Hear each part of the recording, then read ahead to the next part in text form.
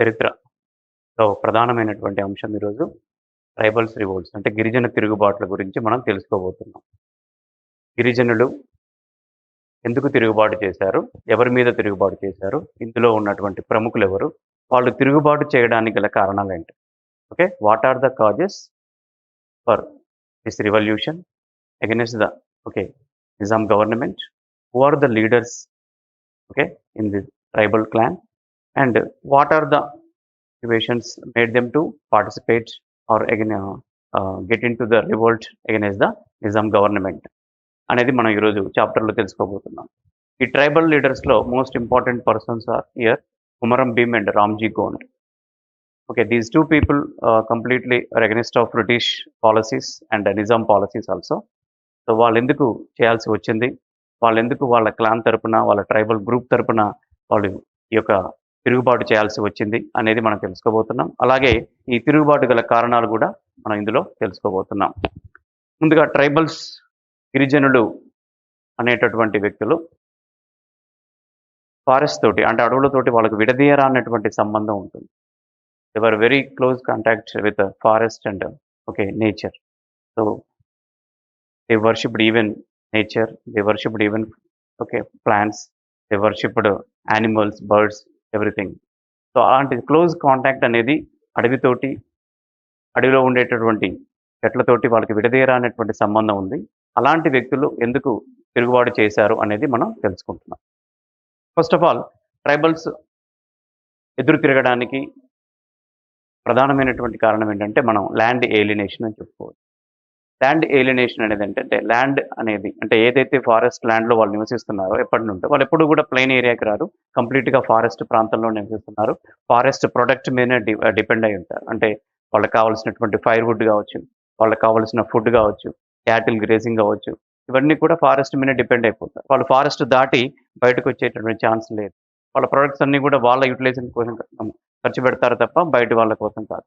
అలాంటి గిరిజనులు ఎందుకు తిరుగుబాటు చేశారు అంటే మనం చెప్పుకున్నాం ముందుగా ల్యాండ్ ఏలినేషన్ అనేది. అంటే నాన్ ట్రైబల్స్ ఎప్పుడైతే ఈ ట్రైబల్ ఏరియాకి వచ్చారో అంటే ఫారెస్ట్లోకి వచ్చి ఫారెస్ట్ మీద టోటల్గా గ్రిప్ అనేది తెచ్చుకోవడం జరిగింది. ఫారెస్ట్లో ఉండేటటువంటి కల్టివేషన్ మీద, ప్రొడక్షన్ మీద వీళ్ళ యొక్క డామినేషన్ అనేది పెరిగింది. అంటే క్రమక్రమం గ్రాడ్యువల్గా they occupied year forest lands. అంటే ట్రైబల్ ల్యాండ్స్ ఏవైతే ఉన్నాయో అవి మెల్లమెల్లగా ఆక్యుపై చేసుకోవడం, వాళ్ళ ఫారెస్ట్ ప్రొడక్షన్ మీద యొక్క డామినేషన్ అనేది చేయడం అనేది జరిగింది. సో ఆ క్రమంలో వీళ్ళు రివోల్ట్ అనేది స్టార్ట్ చేయడం జరిగింది. ఆ తర్వాత వీళ్ళు ఎప్పుడు when non tribals entered in to the tribal area, so slowly వీళ్ళు ఏం చేశారు, అవసరాల కోసం వాళ్ళ దగ్గర డబ్బులు తీసుకోవడం స్టార్ట్ చేశారు. ఈ ట్రైబల్స్ నాన్ ట్రైబల్స్ దగ్గర డబ్బులు తీసుకోవడం, అవి చెల్లించలేక ల్యాండ్స్ని ఇచ్చేయడం అనేది జరిగింది. అలా వీళ్ళు అప్పుల్లో ఊబిలో కూరుకుపోయారు. ఇది ఒక సెకండ్ రీజన్. తర్వాత వాళ్ళ యొక్క ఫుడ్ ప్రొడక్షన్ అమ్ముకునేది ఉంటే అవి కూడా వీళ్ళకే అమ్ముకోవాలి. అంటే ట్రైబల్స్ అనే వాళ్ళు ఎవరైతే ఈ ఫుడ్ ప్రొడక్షన్ ఉందో కలెక్ట్ చేశారో ఆ ఫుడ్ అంతా కూడా ఖచ్చితంగా వీళ్ళు నాన్ ట్రైబల్స్ ఎవరైతే ఉన్నారో ఆ నాన్ ట్రైబల్స్ దగ్గర వచ్చారు. వాళ్ళ దగ్గర వీళ్ళు ఈ యొక్క ట్రైబల్ ప్రొడక్షన్ అమ్ముకోవాల్సిన పరిస్థితి అనేది. ఇలాంటి చాలా రీజన్స్, అతను మిడిల్ మెన్ ఎవరైతే ఉన్నారో వాళ్ళ యొక్క ఆధిపత్యం, ఇలాంటి చాలా రీజన్స్ అనేవి వీళ్ళు ట్రైబల్స్ అనేవి రివోల్ట్ చేయడానికి ఒక రీజన్స్గా చెప్పుకోవచ్చు. సో తర్వాత ఈ యొక్క ట్రైబల్ రివోల్ట్లో ఫస్ట్ ఆఫ్ ఆల్ మనం గమనించవలసిన వ్యక్తి పేరు ఏంటంటే రామ్జీ గోండ్. సో ట్రైబల్స్ అనగానే ఇక్కడ మనకు ఈ గిరిజనులు అందరూ కూడా uneducated.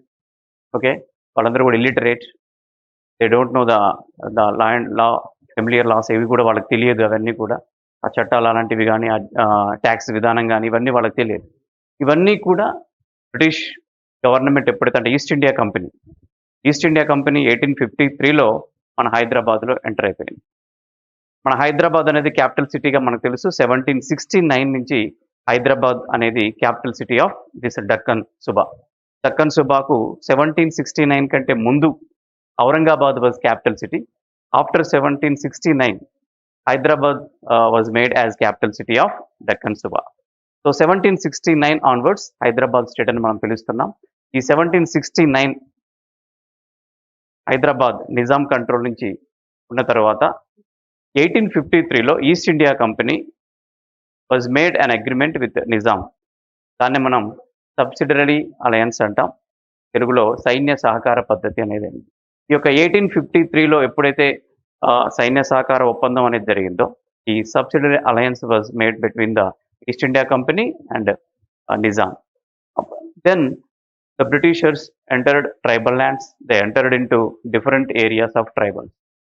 So when non-tribals entered, when British East India Company people were entered into tribal lands, then the tribals revolted against the British policies. అప్పటి వరకు కూడా వాళ్ళు సైలెంట్గా ఉన్నారు because they didn't know about British policies and Nizam policy తెలియదు. First non ట్రైబల్స్గా వచ్చి ఆ తర్వాత వీళ్ళ మీద డామినేషన్ చేశారు. ఎస్పెషల్లీ 1853లో ఈ అలయన్స్ జరిగిన తర్వాత అంతవరకు ఆదిలాబాద్, మధ్యప్రదేశ్ ఏరియా మొత్తం కూడా బేరార్ అనేది ఉంది. ఈ బేరార్ అనేది ఎప్పుడైతే బ్రిటిష్ వాళ్ళ కంట్రోల్కి వెళ్ళిపోయిందో అప్పుడు అక్కడ ఉండేటటువంటి ట్రైబల్స్ అందరూ కూడా they were not liked the subsidy alliance. కానీ బేరార్ అనేది ఎప్పుడైతే బ్రిటిష్ వాళ్ళ ఈస్ట్ ఇండియా కంపెనీలో కలిసిపోయిందో ఇక్కడ ఉండేటటువంటి ఏరియా మొత్తం కూడా రివోల్ట్ అనేది స్టార్ట్ అయిపోయింది. ఇది ఫస్ట్ రివోల్ట్కి సెంటర్ ఏంటంటే బస్తర్, తర్వాత ఈ మధ్యప్రదేశ్, ఛత్తీస్గఢ్, ఆదిలాబాద్, ఈ తెలంగాణ ఉండే ప్రాంతం అంతా కూడా ఈ ప్రాంతంలో ఎక్కువగా రివోల్ట్ అనేది ఫస్ట్ స్టార్ట్ అయింది. ఆ తర్వాత గ్రాడ్యువల్గా ఇది మన డెక్కన్ ఏరియాకి వచ్చేసింది. ఈ డెక్కన్ ఏరియాలో సంతాలుడు అని చెప్పి, రోహిల్లాలు, ఇలా రకరకాల పేర్లతో ఈ మూమెంట్ అనేది స్టార్ట్ అయింది. ఇలాంటి ఈ యొక్క రివోల్ట్ అంటే గిరిజన తిరుగుబాటులో ప్రముఖంగా వినిపించినటువంటి పేరు ఏంటంటే Ramji Gond. Okay, revolt of Ramji Gond started from 1853 to 1860. So in tribal movement the first person who revolted against British East India Company and Nizam government, the person was Ramji Gond. He belonged to Adilabad district. First of all, his capital city Manikgarh. Manikgarh నుంచి అక్కడ వాళ్ళ capital సిటీగా ఉండేది వాళ్ళ క్లాన్కి. ఆ తర్వాత సిర్పూర్ అనేది వాళ్ళకి హెరిడిటరీ క్యాపిటల్ సిటీ. ఈ రెండు కూడా ఎప్పుడైతే బ్రిటిష్ ఈస్ట్ ఇండియా కంపెనీలో కలిసాయో then they move to different areas. Finally they made Nirmal as capital city. ఆదిలాబాద్లో ఉండే నిర్మల్ని వాళ్ళు క్యాపిటల్ సిటీగా చేసుకున్న తర్వాత దెన్ దే రూల్డ్ 1853-1860 వరకు almost 7 years they fat against the British and Nizam government. ఈ 7 yearsలో ఫస్ట్ ఆఫ్ ఆల్ ఈ నిర్మల్, ఉట్నూర్, చెన్నూర్ అండ్ ఆసిఫాబాద్ ఇక్కడ నుంచి మూమెంట్ అనేది స్టార్ట్ అయిపోయింది. ఇక్కడ నుంచి ఆ గోండ్స్ అందరినీ కూడా కంబైన్డ్గా ఒక ఆర్మీగా తయారు చేసుకుని రామ్జీ గోండ్ అండ్ బ్రిటిష్ వాళ్ళ మీద దాడి చేయడం అనేది. This method was called guerrilla method అంటాం. సో గొరిల్లా మెథడ్ అంటే వాళ్ళ వార్ఫేర్, అంటే చాలా తక్కువ మందితోటి ఎక్కువ మంది మీద ఒకేసారి దాడి చేయడం అన్నమాట. సో అలాంటి మెథడ్ గొరిల్లా మెథడ్ని వాళ్ళు ఫాలో అయ్యారు. ఈ guerrilla method Ramji Gond and his followers almost అక్కడ ఉన్నటువంటి ఆ గోండ్స్ ఎక్కడైతే ఉన్నారో ఆ క్లాన్ వాళ్ళు ఆ గిరిజనులందరినీ కలిపి, ఆ విలేజెస్లో ఉన్నటువంటి అందరినీ కలిపి ఆయన ఒక ఆర్మీగా తయారు చేసుకుని ఈ యొక్క బ్రిటిష్ వాళ్ళ మీద దాడి చేయడం. అలాగే ఆయన సొంతంగా ఒక ఇండిపెండెంట్ కింగ్డమ్ ఈ స్టార్టెడ్. ఇన్ ఆదిలాబాద్ ఈ started one independent Kingdom and Nirmal as is capital city. So ఈ యొక్క administration was followed in Chennur, Asifabad, Nirmal and Utnoor. ఈ విలేజ్లో మొత్తం కూడా రామ్జీ గోండ్ యొక్క అడ్మినిస్ట్రేషన్ అనేది కొనసాగుతుంది. Here no British company or there is no even Nizam government also. Only Ramji Gond independent kingdom అనేది ఉంది. సో ఎప్పుడైతే ఈ న్యూస్ మనకు బ్రిటిష్ గవర్నమెంట్కి అండ్ నిజాం నవాబ్ తెలిసిందో, ఈ sent colonel Robert to oppress the movement of Ramji Gond. Ramji Gond యొక్క మూమెంట్ని అప్రెస్ చేయడానికి, సప్రెస్ చేయడానికి, అణిచివేయడానికి British government appointed here colonel Robert.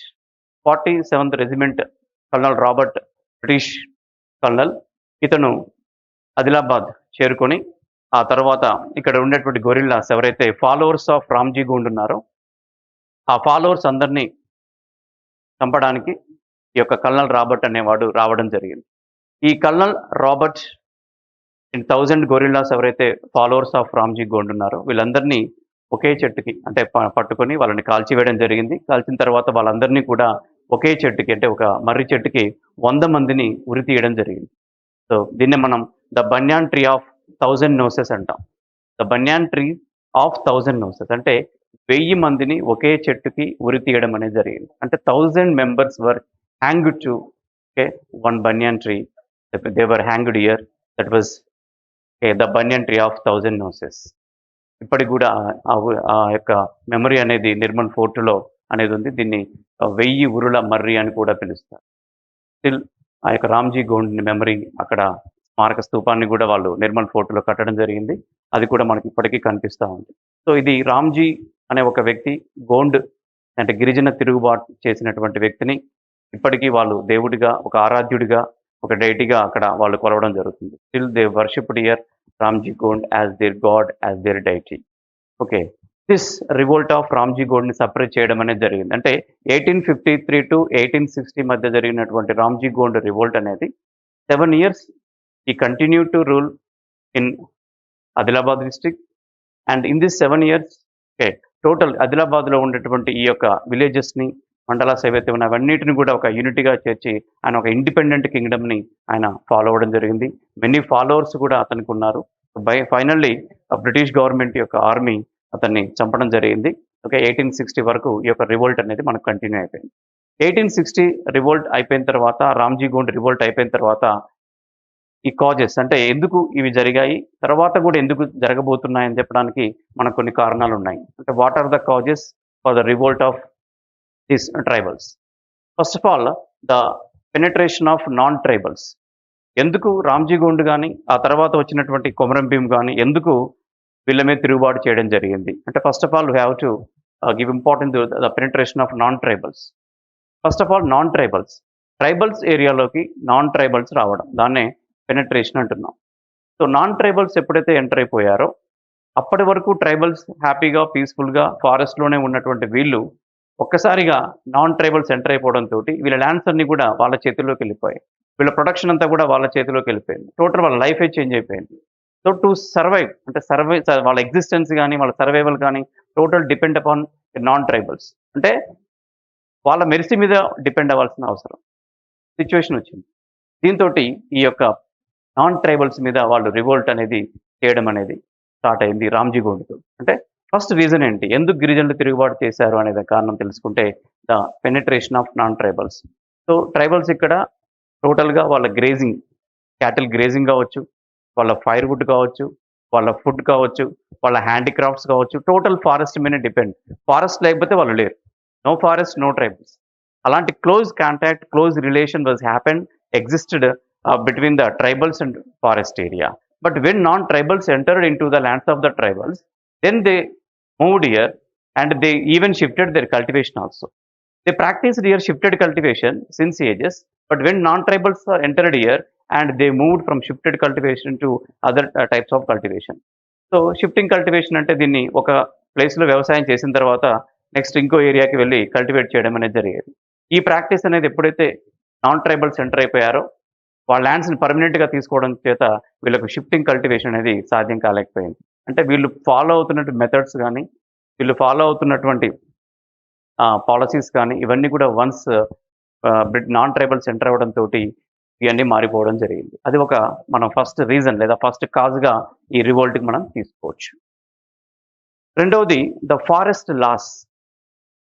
Revolt జరుగుతుందని తెలుసుకున్న తర్వాత జరగడానికంటే ముందు కూడా Nizam as well as British government made here different acts, different laws. And they levied different taxes also on tribals. What are the taxes?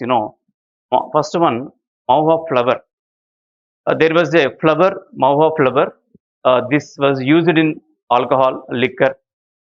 ఈ mahua flower చేత liquor కానీ, alcohol కానీ తయారు చేసేది. వీటి మీద కూడా they levied tax, excise duty. Okay.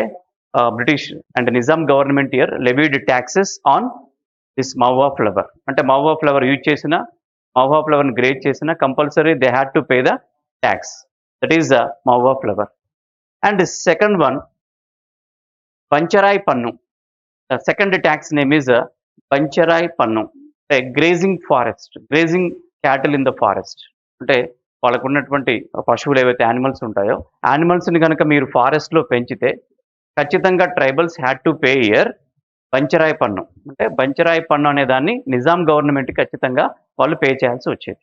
అంటే ఫస్ట్ ఫ్లవర్, మహువా ఫ్లవర్ మీద ట్యాక్స్ వేశారు. అండ్ బంచరాయ్ పన్ను అంటే grazing cattle or animals, any animal, ఏ యానిమల్ కానీ అక్కడ మీరు పెంచినా వాటికి కూడా మీరు ట్యాక్స్ కట్టాలి. తర్వాత దుంపపట్టి. దుంపపట్టి అంటే ఫైర్వుడ్. ఇప్పుడంటే మనకు గ్యాస్, ఎలక్ట్రిక్ స్టవ్ ఇవన్నీ ఉన్నాయి. అప్పుడు ఫైర్‌వుడ్ ఖచ్చితంగా వాళ్ళు కలప, వంట చెరకు అంటారు. వాటి మీదనే వాళ్ళు వంట అనేది జరిగేది. అలాంటి ఫైర్‌వుడ్ కలెక్ట్ చేసినా కూడా compulsory they paid the tax. And the అరకపట్టి అంటే మేకింగ్ ప్లాన్. వ్యవసాయం చేయడానికి కనీసం ఒక నాగలి మీరు తయారు చేయాలంటే, ఆ నాగలి తయారు చేయాలన్నా కూడా ఖచ్చితంగా మళ్ళీ టాక్స్ అనేది ఉంది. నెక్స్ట్ పోయి పట్టి అంటే యూసేజ్ ఆఫ్ ప్లా. అంటే నాగలి తయారు చేయడమే కాదు, if you use the plough, if you till the land with plough also you pay tax to the Nizam government. ఇది మనకు పోయి పట్టి అంటాం. అంటే ఫారెస్ట్ లా చూడండి ఎంత వాళ్ళు స్ట్రిక్ట్ లాస్ మేడ్ చేశారో. The British government and as well as Nizam government కంబైన్డ్‌గా ఒక స్ట్రిక్ట్ లా తీసుకురావడం జరిగింది. అంటే ఒక ఫ్లవర్ పండించిన, ఒక యానిమల్స్‌ని మనం అడవిలో పెంచిన, అండ్ ఫైర్‌వుడ్ కలెక్ట్ చేసిన, అండ్ మేకింగ్ ప్లా అంటే ప్లా తయారు చేసిన, అండ్ యూసేజ్ ఆఫ్ ప్లా అదే ప్లాని మనం అగ్రికల్చర్ ల్యాండ్‌లో యూజ్ చేసినా ఖచ్చితంగా tribals okay pay the tax to the Nizam government. అంతవరకు ఫ్రీ ఉన్నారు. Free from taxes. Before 1853 free. But after 1853 what situation is there? Completely changed. Okay. Rapid change వచ్చేసింది. డిఫరెంట్ టాక్సెస్ వాళ్ళ మీద వచ్చేసాయి, రుద్దబడ్డాయి. బలవంతంగా ఫోర్స్‌ఫుల్‌గా వాళ్ళు పే చేయాల్సిన పరిస్థితి అనేది ఇక్కడికొచ్చేసింది. ఇలాంటి పరిస్థితుల్లో వాళ్ళు రివోల్ట్ చేయడం అనేది నార్మల్‌గా జరిగేటటువంటిది. అందుకే ఈ యొక్క రామ్‌జీ గోండ్ అండ్ ఆ తర్వాత రాబోయే కొమరం భీం వీళ్ళ నాయకత్వంలో వాళ్ళు ఎందుకు ఈ విధంగా రివోల్ట్ చేశారంటే because of these forest laws. And next one conservation of forest. Conservation of forest అంటే ఇక్కడ ఏంటంటే ఫారెస్ట్‌ని కన్జర్వ్ చేస్తున్నామనే నేమ్ తోటి, అంటే in the name of conservation of forest ఇక్కడ ఏం చేసింది కల్టివేషన్. అంటే ఫారెస్ట్‌లో కల్టివేషన్ చేయదు. షిఫ్టింగ్ కల్టివేట్ చేయడం. ట్రీస్‌ని ఓకే. ట్రీస్‌ని ముట్టుకున్నా, పట్టుకున్నా, ట్రీస్‌ని ఇంకే విధంగానైనా వాడుకున్నా ఖచ్చితంగా వాళ్ళ మీద ఈ యొక్క పనిష్మెంట్ అనేది ఇవ్వడం. డిఫరెంట్ లాస్‌ని డ్యూటీస్‌ని లెవిట్ చేయడం అనేది జరిగింది. అలా కన్జర్వేషన్ ఆఫ్ ఫారెస్ట్ పేరు మీద ఫారెస్ట్‌లో వాళ్ళని ఉండకుండా చేయడం. టోటల్‌గా గిరిజనులను అక్కడి నుంచి పంపియడం అనేది జరిగింది. తర్వాత intrusion of administration missionary. Intrusion of administration machinery అంటే యాక్చువల్‌గా non tribals were appointed as administration in the tribals area. Tribals were uneducated, illiterated. Okay, they didn't know about the laws, about the policies of the government. So the non-tribals, which means Brahmins, Maratha Brahmins especially, were appointed as administration department in especially in Adilabad district. So in the Adilabad కానీ ఆ చుట్టుపక్కల ఉన్నటువంటి డిస్ట్రిక్ట్స్‌లో non tribals అడ్మినిస్ట్రేటర్‌గా appoint అవ్వడం జరిగింది. So అక్కడ ఏమైంది అంటే ఈ నాన్ ట్రైబల్స్ ఎవరైతే మరాఠా బ్రాహ్మిన్స్ ఉన్నారో వీళ్ళు ఇతర నాన్ ట్రైబల్స్ ల్యాండ్స్ ఇచ్చేయడం. వీళ్ళు ఎలాగో చదువుకోలేదు కాబట్టి గిరిజనులు వీళ్ళ పేరు మీద ఉన్న భూములు గాని ఎలాగో లేవు కాబట్టి వేరే వాళ్ళకి చాలా తక్కువ రేటుకి ఇచ్చేయడం, అమ్మడం ఇలాంటివన్నీ జరిగింది. అంటే మరాఠా బ్రాహ్మిన్స్ ఎప్పుడైతే ఎంటర్ అయిపోయారో అడ్మినిస్ట్రేషన్‌లో చాలా ఈజీగా ఈ నాన్ ట్రైబల్స్ ఏరియా మొత్తాన్ని కూడా వాళ్ళ ల్యాండ్స్ అన్నిటిని కూడా ఎంక్రోచ్ అనేది జరిగిపోయింది. అది intrusion of administration machinery. So intrusion of administration machinery అంటే non tribals entered okay as administration okay in tribal lands. ఒక అడ్మినిస్ట్రేటివ్ డిపార్ట్మెంట్‌గా ట్రైబల్ ల్యాండ్స్‌లో ఎంటర్ అయిపోయి వీళ్ళ ల్యాండ్స్ అన్నిటిని కూడా, వీళ్ళ ఫారెస్ట్ ల్యాండ్స్ అన్నిటిని కూడా ఇతరులకు కట్టబెట్టడం అనేది జరిగింది. అది జరగడంతో వాళ్ళు రివోల్ట్ చేయాల్సినటువంటి పరిస్థితి మనకు వచ్చింది. అంటే టోటల్ 4 కాజెస్ మనకు ఉన్నాయి. The penetration of non tribals and the forest laws in that mahua flower, పంచరాయి పన్ను, దుంపపట్టి, అరకపట్టి, పోయిపట్టి. ఆ తర్వాత conservation of forest and intrusion of administration machinery. These are the very important causes for revolution. Okay. Next rebellion, Komaram Bheem. So Komaram Bheem, after Ramji Gond, he revolted against Nizam government. Why he was revolted again? Because the extortion and exploitation of British as well as Nizam government. Again, Komaram Bheem started tribal revolution against of them. And actually, he was born in Sunkepalli village on 22 October 1901. His father name Komaram Chinnu and mother Kumram Tombai. At the age of 15 years, his father was killed by forest officials, and afterwards, Siddiqui, also one forest officer, grabbed the Kumram Bhim cultivation land. Then accidentally, Kumram Bhim also killed here Siddiqui. Then he escaped from Adilabad, this, Jodeghat to Chanda area. Then he went to Assam, and where he resided for 7 years. And he worked here as a farm laborer in a coffee, what you call coffee garden. And after the learning here, some extent of education, then later he moved to Adilabad. Then he started the movement here, the tribal movement here, with his slogan "Jal Jangil Jameen." అంటే కుమరం భీం ఇక్కడ సుంకేపల్లి అనే విలేజ్లో ఆదిలాబాద్ జిల్లాలో జన్మించిన తర్వాత ఈ సోమ్లాబాయ్ and Chinnu దంపతులకు అక్కడ 15 సంవత్సరాల వయసు అతనికి ఉన్నప్పుడు అతని ఫాదర్ చనిపోవడం జరుగుతుంది, చంపడం జరుగుతుంది ఫారెస్ట్ అఫీషియల్. ఆ తర్వాత ఇతని ల్యాండ్‌ను కూడా అంటే వాళ్ళకు ఉన్నటువంటి ల్యాండ్‌ను కూడా వాళ్ళు ఆక్రమించుకోవడం జరుగుతుంది. ఈ క్రమంలో ఈ సిద్దికి అనే ఒక ఫారెస్ట్ ఆఫీసర్‌ని కొమరం భీం చంపడం జరుగుతుంది. యాక్సిడెంటల్‌గా చంపడం జరుగుతుంది. అక్కడి నుంచి అతను పారిపోయి అస్సాంకెళ్ళి అక్కడ కాఫీ తోటలో ఆయన కొన్ని సంవత్సరాలు పనిచేయడం జరుగుతుంది. అక్కడ ఎక్కడైతే ఆయన ఇవన్నీ గమనించాడో, నేర్చుకున్నాడో, కొంచెం ఎడ్యుకేషన్ కూడా అతనికి వచ్చిన తర్వాత దెన్ ఈ మూవ్ టు ఆదిలాబాద్. జల్ జంగిల్ జమీన్ అనే ఒక స్లోగన్, అంటే జల్ అంటే వాటర్, జంగిల్ అంటే ఫారెస్ట్ అడవి, జమీన్ అంటే అన్నీ కూడా ప్రకృతి మనకి ఇచ్చినటువంటిది. ఈ నినాదంతో కొమరం భీం ఇక్కడ రివోల్ట్ స్టార్ట్ చేయడం అనేది జరిగింది. జల్ జంగిల్ జమీన్ ఈ 3 నినాదాలతోటి, ఈ 3 పదాలతోటి ఆయన గిరిజనులు ఒక స్ఫూర్తిని రగిలించడం జరిగింది. ఇవన్నీ మనవే, అంటే ప్రకృతి మనకు ప్రసాదించింది, లేదా దేవుడు మనకు ప్రసాదించింది.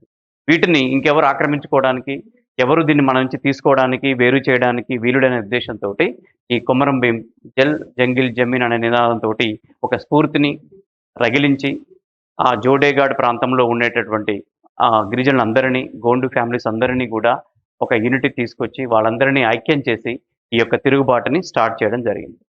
ఇక్కడ బిఫోర్ ఒక మూమెంట్‌ని స్టార్ట్ చేయడానికంటే ముందు, అంటే ఈ ఒక బిఫోర్ దిస్ రెవెలియన్ ఫస్ట్ ఈ went to meet Mir Osman Ali Khan. మన 7వ నిజాంని కలవడానికి కూడా వెళ్ళాడు. మా యొక్క ల్యాండ్స్ ఏవైతే ఉన్నాయో వాటి మీద పట్టాలు ఇవ్వండి, వాటి మీద మాకు హక్కులు ఇవ్వండి, మాకు వ్యవసాయం చేసుకోవడానికి మాకు రైట్స్ ఇవ్వండి అని చెప్పి ఇతను వెళ్ళడం జరిగింది. సో కొంతమంది ఫాలోవర్స్ తోటి ఇతను హైదరాబాద్ వెళ్ళడం, కలవడానికి ప్రయత్నాలు చేయడం, అవన్నీ కూడా కుదరకపోవడం. దాంతో అగైన్ మళ్ళీ ఆదిలాబాద్‌కు వచ్చిన తర్వాత అంటే ప్రయత్నాలన్నీ చేశాడు ముందుగా. ఈ ప్రయత్నాలన్నీ విఫలం కావడం చేత వెంటనే కొమరం భీం ఆ తర్వాత కొన్ని పిటిషన్స్ కూడా ఫారెస్ట్ ఆఫీసర్ పంపడం జరిగింది. అవి కూడా ఫ్రూట్‌లెస్ రిజల్ట్ ఇచ్చాయి. ఫైనల్‌గా ఆయన మూవ్‌మెంట్ అనేది స్టార్ట్ చేయడం జరిగింది. అంటే ముందుగా శాంతియుత పద్ధతిలో ఆయన వెళ్ళడం, కలవడం ఇవన్నీ ఎలాంటి రిజల్ట్ ఇవ్వలేదు. అంటే ఫారెస్ట్ ఆఫీసర్ దగ్గర నుంచి మీర్ ఉస్మాన్ అలీ ఖాన్ దగ్గర వరకు వెళ్ళి గిరిజనుల తరపున ఆయన విన్నవించుకోవడానికి కావచ్చు, లేదా మా హక్కులు మాకు ఇవ్వండి అని చెప్పడానికి కావచ్చు, కలవడానికి చేసినటువంటి ఏ ప్రయత్నం కూడా ఫలించకపోవడం చేత చివరి ప్రయత్నంగా గిరిజనులందరినీ కూడా కలుపుకొని ఆయన బవేఝరీ రెవెలియన్, అంటే బవేఝరీ తిరుగుబాటు, దీన్నే గిరిజనుల తిరుగుబాటు, గోండు తిరుగుబాటు, కొమరం భీం తిరుగుబాటు అంటారు. సో అలా బవేఝరీ తిరుగుబాటుని ఆయన ప్రారంభించడం అనేది జరిగింది. సో ఇక్కడ ఈ బవేఝరీ మూవ్‌మెంట్‌లో కేవలం ఒక గ్రామం కాదు, 12 గ్రామాల ప్రజలు అందరూ కూడా కొమరం భీంకి ఫుల్ సపోర్ట్ చేయడం జరిగింది. అంటే వాళ్ళందరికీ తెలుసు, వాళ్ళ తరపున పోరాడడానికి ఒక నాయకుడు కావాలి, ఒక లీడర్ కావాలి, ఒక సరైన వ్యక్తి కావాలి. ఆ లక్షణాలన్నీ కూడా కొమరం భీంలో పుష్కలంగా ఉన్నాయి కాబట్టి వాళ్ళందరూ కూడా కొమరం భీముని ఒక దేవుడిగా భావించి, ఒక నాయకుడిగా భావించి, అతని మాటని వేదంగా భావించి అతన్ని ఫాలో అవ్వడం జరిగింది. ఆ 12 గూడెంల ప్రజలందరూ కూడా యూనిటీగా అందరూ కూడా సపోర్ట్ చేయడం చేత వాళ్ళందరూ కలిసి బవేఝరీ తిరుగుబాటుని ప్రారంభించి ఆదిలాబాద్‌లో ఆ చుట్టుపక్కల ఆసిఫాబాద్ కానివ్వండి, ఇక్కడ ఉన్న ఫారెస్ట్ అందరిని కూడా కొమరం భీం తన ఆధీనంలోకి తెచ్చుకొని అక్కడ ఫుల్ నాన్ ట్రైబల్స్ అందరినీ కూడా అక్కడి నుండి పంపించి వేయడం జరిగింది. దాంతో కొమరం భీం భయపడి అక్కడ ఉన్నటువంటి మరాఠా బ్రాహ్మిన్స్ కావచ్చు, నాన్ ట్రైబల్స్ కావచ్చు, వాళ్ళందరూ కూడా ఇతరత్ర ఆక్రమించుకున్నటువంటి భూములందరినీ కూడా ట్రైబల్స్ వాళ్ళకి ఇచ్చేసి అక్కడి నుంచి వెళ్ళిపోవడం జరిగింది. ఇలాంటి సీరియస్ సిట్యుయేషన్ తెలుసుకున్న తర్వాత అప్పుడు బ్రిటిష్ గవర్నమెంట్ కొమరం భీం చేత చర్చలు జరపడానికి ప్రయత్నం చేసింది. కానీ అవన్నీ కూడా కొమరం భీం తిరస్కరించడం జరిగింది. ఎందుకంటే అంతకుముందే అతను చాలా సార్లు ఫారెస్ట్ ఆఫీసర్ కావచ్చు, నిజాం నవాబ్ కలవడానికి ప్రయత్నం చేశాడు కావచ్చు. ఇవన్నీ కూడా విఫలమైనాయని తెలుసు. అందుకే ఈసారి మాత్రం ఎలాంటి ఛాన్స్ ఇవ్వకుండా వాళ్ళకి ఎట్టి పరిస్థితుల్లో మా భూమి మీద, మా అడవి మీద మాకే పూర్తి బాధ్యత ఉంటుంది అని ఆయన తెలియజేసి ఈ రివోల్ట్‌ని స్టార్ట్ చేయడం జరిగింది. సో, ఇక్కడ 12 మనకు గూడెమ్స్ ఉన్నాయి. ఈ జోడేఘాట్ ప్రాంతాన్ని ఎందుకు why he selected Jodeghat as is the capital or hills ఎందుకంటే because nobody reach the spot of Jodeghat area. Nobody reached the spot. Nobody what you call control the this Jodeghat area. That's what he selected. And unfortunately అక్కడ మనకున్నటువంటి కుర్దు పటేల్ అనే ఒక treacherous person, ఒక deceived man ఉన్నాడు ఇక్కడ. అతను మోసం చేత ఈ యొక్క జోడేఘాట్ ప్రాంతంలో కొమరం భీం ఎక్కడున్నాడో తెలుసుకోవడానికి ప్రయత్నం చేశారు బ్రిటిష్ వాళ్ళు. ఆ బ్రిటిష్ వాళ్ళు చేసినటువంటి ప్రయత్నం చేత ఈ కుర్దు పటేల్ వాళ్ళ చేతిలో చిక్కి చివరికి అతను ఇచ్చినటువంటి సమాచారం మేరకు ఈ జోడేఘాట్లో కొమరం భీముని చంపడానికి బ్రిటిష్ వాళ్ళు, అలాగే నిజాం నవాబు తరపున వచ్చినటువంటి సైన్యం వీళ్ళందరూ ప్రయత్నం చేసి చివరికి 1940 ఇయర్‌లో 27th డిసెంబర్‌లో కొమరం భీముని పట్టుకోవడం జరిగింది. అతని చేత ఉన్నటువంటి 10 మంది అతని ఫాలోవర్స్ కూడా కొమరం భీమ్‌తో పాటు వాళ్ళు చనిపోయారు. అలాగే 13 మంది ఇందులో 13 members were injured, 10 members were killed along with Komaram Bheem and 31 people were arrested. So, incident అనేది మనకు 27th డిసెంబర్ 1940లో జరిగింది. సో, ఈ ఇన్సిడెంట్ తర్వాత కొమరం భీమ్ అంటే రామ్‌జీ గోండ్ ఏ విధంగా అయితే గోండ్ తరపున పోరాటం చేసి ట్రైబల్స్ రైట్స్ కోసం ఫైట్ చేశాడో, ఆఫ్టర్ రామ్‌జీ గోండ్ అగైన్ మనకు కొమరం భీమ్ అనేది కూడా ఫైట్ చేయడం జరిగింది. ఈ ఫైటింగ్ అంటే ఈ రివోల్ట్ ఏదైతే ఉందో, ఈ రివోల్ట్‌లో కూడా చాలామంది ఆయనకు సపోర్ట్ చేశారు. బట్ అన్ఫార్చునేట్లీ కొంతమంది చేసినటువంటి అన్యాయం కావచ్చు, కొంతమంది చేసిన మోసం కావచ్చు, ఫైనల్‌గా అతన్ని పట్టుకొని 27 డిసెంబర్ 1940న కాల్చి చంపడం జరిగింది. అతనితో పాటు దాదాపుగా 10 మంది అమరులైపోయారు. అలాగే అరెస్ట్ అయ్యారు. కొంతమంది గాయపడి పోలీసులకు దొరికిపోవడం జరిగింది. సో, ఇవన్నీ జరిగినా కూడా కొమరం భీమ్ ఇచ్చినటువంటి స్ఫూర్తి కావచ్చు, ఇప్పటికీ అతన్ని జోడేఘాట్ ప్రాంతంలో అతని మెమరీ ఉంది. Still they worshipped Komaram Bheem as god of their Gond clan. So, అలాంటిది పరిస్థితి ఇప్పటికీ ఉంది అంటే because of he gave lot of inspiration to the Gonds. ఇప్పటికీ అక్కడ అమాయకమైనటువంటి ప్రజలు ఎక్కడైతే నివసిస్తున్నారో ఉట్నూరు కావచ్చు, జోడేఘాట్ ప్రాంతంలో, ఆదిలాబాద్, ఆసిఫా ప్రాంతంలో వాళ్ళందరిలో ఒక చైతన్యాన్ని తీసుకొచ్చినటువంటి వ్యక్తిగా still we remember Komaram as deity of Gond. So, ఇది జరిగిన తర్వాత అంటే ఒక రామ్‌జీ గోండ్ ఇన్సిడెంట్, ఆ తర్వాత Komaram Bheem revolt. There are 2 revolts in this okay. Tribal రివోల్ట్స్‌లో మనకు 2 people. One Ramji Gond, another person Komaram Bheem. When these 2 people revolted against of this government, then they realized. Now Nizam government realized here, they sent here to study what the problems, what they were facing here. Okay, అని తెలుసుకోవడానికి వాళ్ళు ఒక వ్యక్తిని పంపారు, Christopher Führer Haimendorf.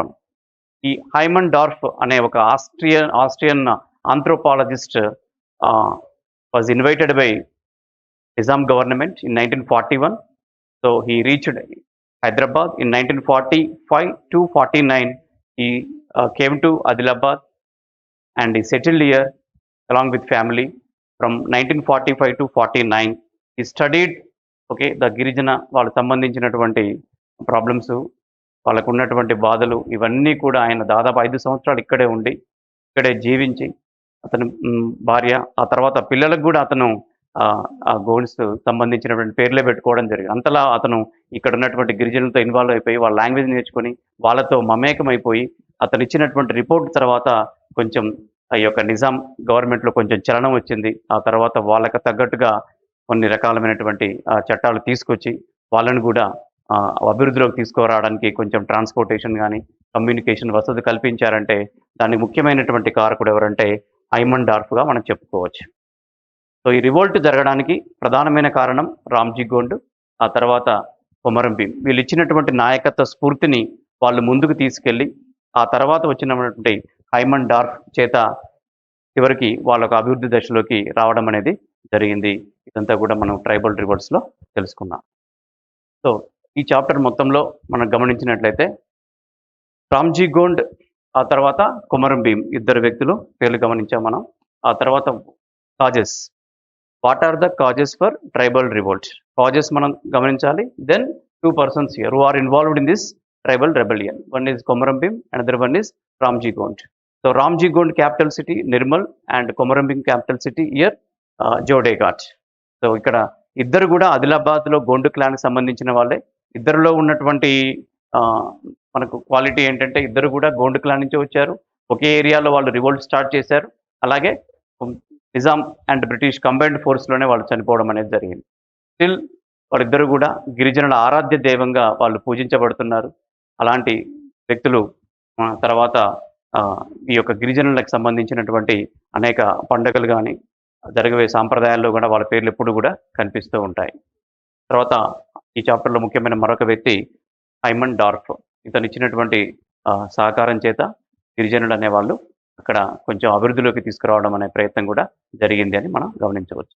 ఇది మనకు Ramji Gond, Komaram Bheem questions మనకు రెగ్యులర్‌గా ఐపీఈలో వచ్చేటటువంటి ఛాన్స్ ఉంది కాబట్టి వీటిని మనం శ్రద్ధగా చదువుకోవాల్సిన అవసరం ఉంది. Thank you.